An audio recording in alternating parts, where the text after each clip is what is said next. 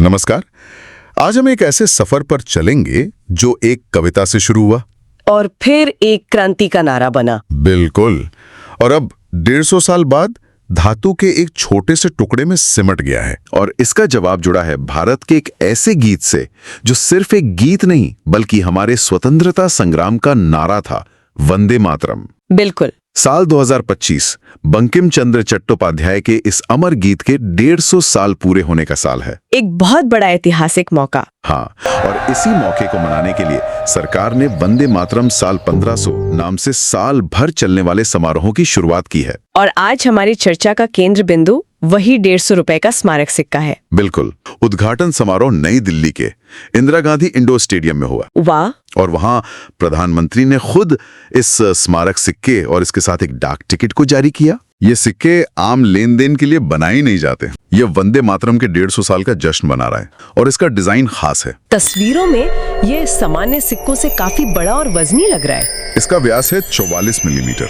और इसका वजन है 32 ग्राम। और ये बना किस धातु का है? ये दिखता तो चांदी जैसा है पर शायद है नहीं। ये बना है निकेल सिल्वर से।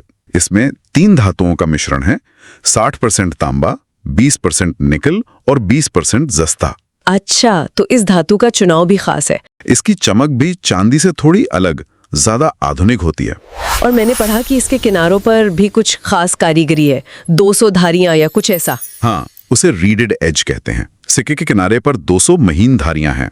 आज के सिक्कों में ये परंपरा डिजाइन और सुरक्षा के तौर पर जारी है और ये सिक्के को एक प्रीमियम लुक भी देती है। तो सिक्के के सामने वाले हिस्से यानी अग्रभाग पर क्या है? जिसे हम ऑब्वर्स कहते हैं। केंद्र में हमारा राष्ट्रीय प्रतीक अशोक का स्तंभ है।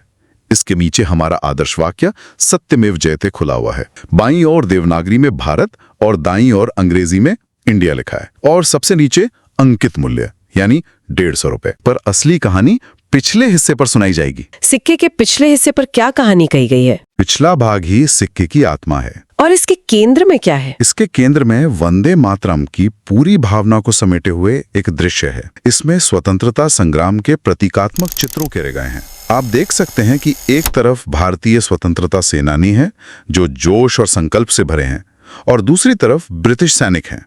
तो ये सिर्फ एक लड़ाई का चित्र नहीं है। नहीं, ये उस ऐतिहासिक संघर्ष और अंत में मिली विजय का प्रतीक है जिससे ये गीत सीधे तौर पर जुड़ा है। ये गीत ही तो संघर्ष की ऊर्जा था।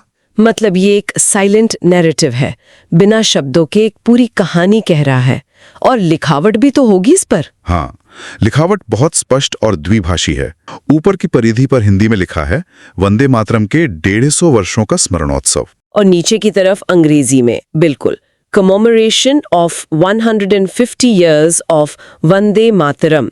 और इन दोनों के बीच में सबसे नीचे वो ऐतिहासिक अवधि अंकित है जिसने इस सिक्के को जन्म दिया, 1875-2025। जी। ये 150 साल की यात्रा को पूरा करता है। हाँ, निश्चित रूप से ये एक प्रूफ कॉइन है। Proof coin. प्रूफ कॉइन बहुत उच्च गुणवत्ता वाले डाई से बनाए जाते हैं। ये एक बहुत ही सुंदर कलेक्टर्स बुकलेट या केस में आता है।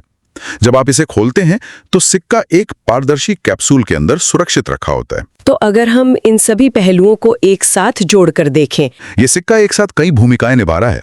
एक तरफ ये न्यूमिस्मैटिस्ट्स यानी सिक्के जमा करने के शौकीनों के लिए एक बेशकीमती वस्तु है। और दूसरी भूमिका?